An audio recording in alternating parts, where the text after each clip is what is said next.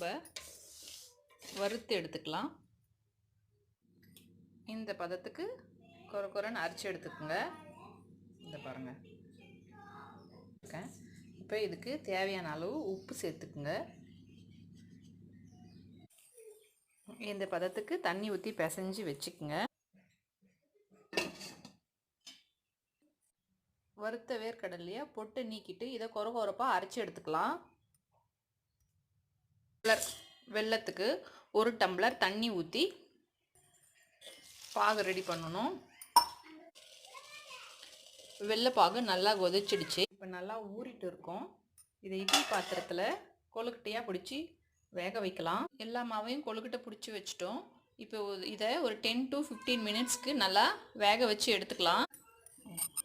கொழுக்கட்டை ready ஆகிடுச்சு. வாங்க சாப்பிட்லாம். பிடிச்சிருந்தா லைக் பண்ணுங்கள்.